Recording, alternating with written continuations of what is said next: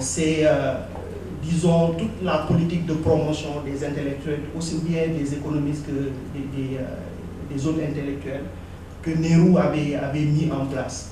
Et quand on sait qu'aujourd'hui, l'Afrique est complètement déconnectée, en tout cas, de la chaîne des savoirs au niveau du monde, et pour quelqu'un qui connaît aussi ma passion pour l'éducation, le Khamkham Boubès, comme je le dis, est-ce qu'on est dans une bonne posture, en tout cas, pour profiter un peu de cette expertise des économistes durant cette même période que Nehru? Badou, pour répondre franchement à ta question, je crois que non. Je pense que malheureusement, dans la plupart de nos pays, cette volonté politique, mais ce leadership, cette conscience manque. Je pense qu'aujourd'hui, nous évoluons dans le cadre de systèmes qui ne sont pas du tout intensifs en connaissances. On est plus des systèmes qui sont intensifs en réseau, en connaissance sociale.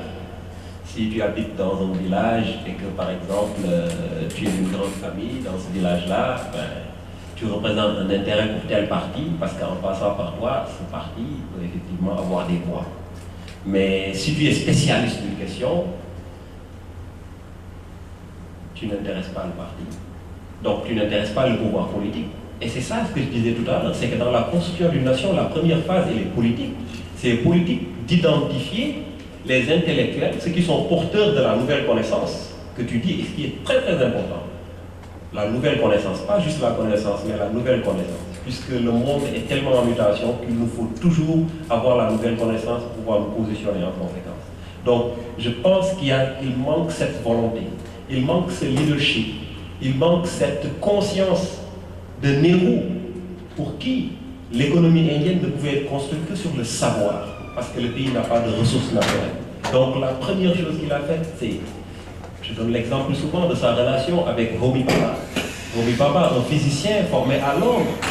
Et je ne peux pas observer cette relation sans observer la relation Senghor-Cheikh Anta Diop. Et les mêmes causes donnent les mêmes effets.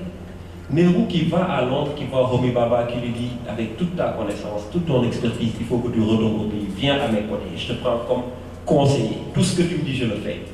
Nehru qui va aller voir la famille Tata, qui dispose des moyens, qui leur dit, c'est ce physicien-là, il est de renom, il est connu en Angleterre, je veux qu'il rentre au pays, mais il nous faut des moyens, est-ce que vous pouvez nous financer? Tata qui sort l'argent pour mettre en place l'Institut de physique fondamentale, je ne sais plus comment ça s'appelle, ouvert par Homi Bhabha, qui sera plus tard le père de l'arme nucléaire indienne. Vous voyez cette valorisation du savoir, cette volonté de vouloir être tout le temps avec ceux qui ont la connaissance. C'est ce que Nehru a pu donner à l'Inde. Et ce qui a donné aujourd'hui le fait que l'Inde a la plus grande communauté scientifique au monde. On peut regarder ça, comme tu disais tout à l'heure, dans une perspective de past dependency. Parce que ce qu'il a fait, c'est qu'il a, dès le début, il a valorisé le savoir en valorisant ce qu'il avait. Mais c'est ce qui nous manque aujourd'hui. Ce qui nous manque, allez au Sénégal, allez dans les universités, vous allez voir là-bas. Je donne souvent l'exemple, comment s'appelle encore ton prof de philo, celui-là en littérature orale, ça. C'est bien. Mais ces gens-là, tu ne les vois plus. Et c'est ce que j'appelle moi les esprits en jachère. Au Sénégal, aujourd'hui, on met tous les esprits en jachère. Et qu'est-ce qu'on utilise? Et c'est valable aussi, je pense, pour toute l'Afrique. Aujourd'hui, quels sont les cerveaux les plus prolifiques? Quels sont les cerveaux qui pèsent le plus dans le fonctionnement de nos pays? Je suis désolé de le dire, c'est le cerveau de Salam Diallo, c'est le cerveau de Missoulo. Non mais il faut le dire. C'est pour cela que cette valorisation du savoir, elle est importante. Il faudrait que dans une société, on mette en place des échelles qui puissent permettre à chacun de savoir ce qu'il représente. Il n'est pas normal qu'un lutteur, quelle que soit la force de son biceps, vienne devant les écrans en prime time et croire que le pays... Moi-même, je suis allé au Sénégal avec mon livre. Je vais voir les journalistes. Tu vois un directeur de publication là, comme ça, qui noie dans la sueur avec une cravate mal faite et tout ça, qui vient de dire oui, non, vous savez, l'actualité interne, l'actualité nationale actuellement est très riche. Nous avons l'affaire des biens mal acquis, nous avons ci, tout cela. Malheureusement, nous n'avons pas le temps à consacrer à mon livre. Je dis écoute, tu viens de rejeter ce qui va faire ton lendemain, et le lendemain de ton fils. Tu viens de rejeter, c'est ça. Nehru, il a valorisé le savoir. Nous, dans le passé, nous avons valorisé le savoir. Malheureusement, il y a une expérience coloniale qui est venue, tout ce savoir accumulé à travers les Cheikh Bamba, qui nous ont dit non, ça c'est pas du savoir. Venez vers nous, on vient vers eux, Ils ne nous donnent même pas ce qu'ils ont. Finalement, qu'est-ce qu'on est? On est rien. On est rien. Il faut juste lire. Merci beaucoup à l'une pour ces précieuses précisions. En tout cas, je vais passer la parole encore à Khalid. J'ai fait un peu d'éducation. Mais c'est bien, c'est bien. Moi j'aime ça. D'ailleurs, à ce propos, il faut signaler, Ali l'a mentionné dans l'ouvrage, que malheureusement, il n'y a pas de centre d'études indiennes en Afrique. Alors qu'en Inde, il y a un centre d'études africaines. Eux, ils cherchent à nous connaître et nous, non, on est là, il n'y a pas de centre, il n'y a rien. Voilà. Alors qu'en Inde, il y a des spécialistes de l'Afrique. Ils ont un institut d'études africaines. Et nous, on n'a pas. C'est pas normal. Alors, pour revenir à Senghor, Amara va dire de laisser tranquille Senghor. C'est ça aussi. Ali a raison de dire que Nehru avait cette préfiance de valoriser le savoir. On a vu l'exemple que tu as donné, cher Antonio, c'est pertinent. Senghor l'a tué. Il a tué. En plus, on ne pouvait pas, en fait, on pouvait pas changer, modifier la donne, parce que la rupture avec, il n'y a pas de rupture avec l'ère coloniale. C'est une continuité. Senghor qui dit, et là c'est ses propres mots, la France nous a quittés et nous doit une pension. J'invente pas, c'est ses mots. Khadim, laisse Senghor, oui. C'est l'histoire, moi j'invente rien. Hein. C'est ces mots, c'est ces termes-là, j'invente rien. La France nous a quittés et nous doit une pension. On va aller la chercher. C'est quoi ça? Voilà. Alors, écoutez, je suis désolé, mais il faut que je réponde. On va pas, c'est pas, Senghor n'est pas l'objet de ce débat, ok? On va y revenir, Quand tu prendras la parole, tu pourras parler de Senghor. On parle de Senghor que sous l'angle du leadership. Voilà.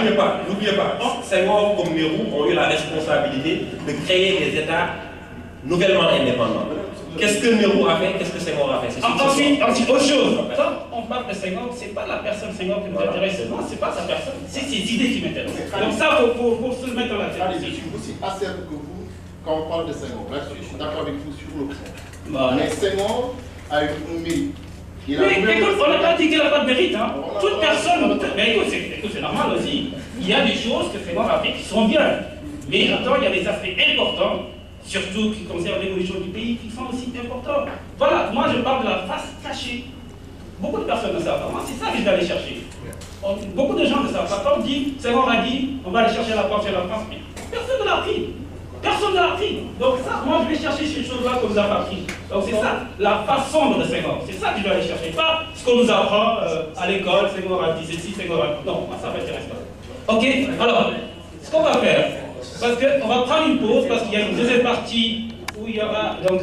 Merci beaucoup. Je commencerai par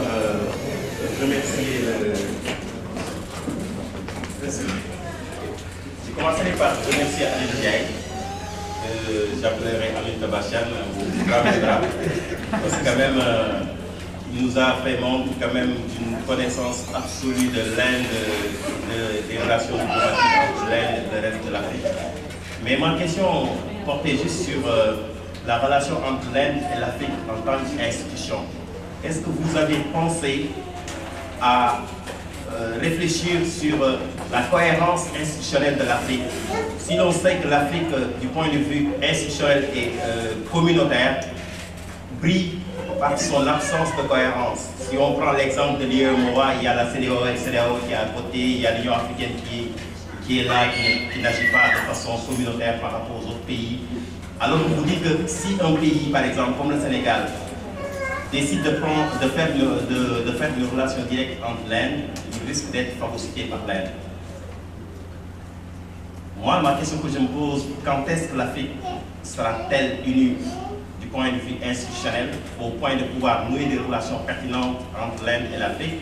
Et puis, pourquoi pas le Sénégal, un exemple de pays, par exemple le Sénégal ou le Burkina ou bien le Mali par exemple, ne peut pas nouer de relations directes entre l'Inde si l'on sait que le Singapour par exemple n'est pas aussi grand que le Sénégal. Et puis c'est une grande puissance actuellement du point de vue économique. C'était ça ma question.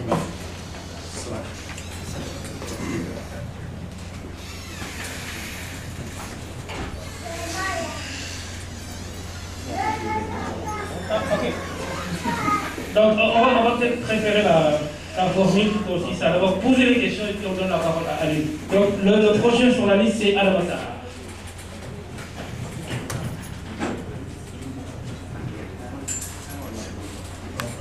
Tout d'abord, je m'associe au remerciement de Laurent, félicitations sur Ali. Et puis merci encore une fois à la production de Gouvernement d'organiser cette plateforme de discussion. C'est toujours un plaisir, en tout cas de mon point de vue, de pouvoir y assister et dire ce que je pense de la question évoquée. J'ai deux questions rapidement, si je peux me permettre. La première question, c'est que j'ai du mal. Chaque fois, on analyse effectivement ces thématiques et on part du principe que l'Afrique est une unité. Pour des raisons diverses, vous savez quand même qu'il y a des dimensions régionales qui ne doivent pas être analysées par rapport à la relation humaine de la même façon. Et ça, je confesse que je n'ai pas encore lu l'ouvrage, mais je ne l'ai pas du tout entendu dans la présentation Ali tu as faite effectivement de l'ouvrage. Donc j'aimerais bien qu'on puisse effectivement se prononcer sur cette diversité spatiale de l'Afrique. Deuxième question rapidement, c'est au niveau de la question en tout cas qui a été évoquée tout à l'heure en termes de solutions ou d'apport de cet ouvrage.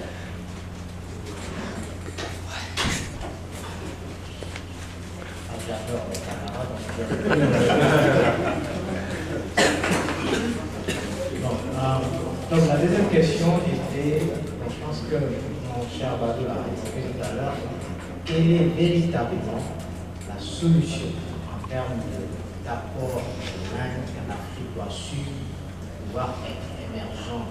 Je ne dirais pas l'Afrique, mais en tout cas une région de l'Afrique. Si on se prononce sur le Sénégal, quelle est véritablement la copie entre guillemets, on contextualise par rapport à notre pays, elles doivent aller chercher pour s'inspirer un peu de l'Inde, mais évidemment une réussite entre guillemets. Merci encore une fois. Ok, Monsieur Hassan Fall, vous avez la parole.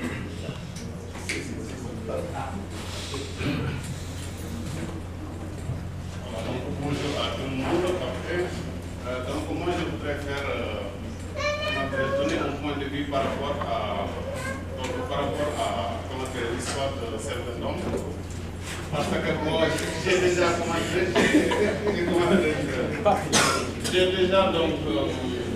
réfléchi dessus, ok, donc Aline me confirme que je ne suis pas le seul, ok, donc ça me conforte dans ma position, ok. Donc la lutte pour nous c'est un produit culturel d'abord, donc un sport bien de chez nous, nous en sommes très fiers, ok. Ensuite ça fait travailler énormément de monde, là pareil c'est parfait, super. Mais quand on va jusqu'à, comment dirais-je, jusqu'à croire en certainement plus aux statistiques économiques, à l'Agence nationale de statistiques ou bien à la prévision météorologique, ça veut dire que vraiment on va loin et très loin. Et pire encore, nous marchons avec nous. Donc s'il y a vraiment dans la salle qui peut passer le message, donc à un niveau plus important, normalement c'est à l'état. Quand tout un peuple veut, comment dirais-je, croire en certainement plus à l'Agence nationale de statistiques, à la prévision météorologique, ça veut dire que vraiment c'est alertant. Donc s'il vous plaît, faites passer le message, cherchons des modèles plus fiables, comment dirais-je, pour nos jeunes, les jeunes sénégalais. Que c'est le nom, s'il vous plaît. Merci. Merci. La parole est à Talamoussa. Bonjour. Je voulais remercier Aline, l'écrivain lui-même d'abord, ensuite tous ceux qui sont à ses côtés pour l'apport que vous avez attribué. Je voulais, tout au début, je voulais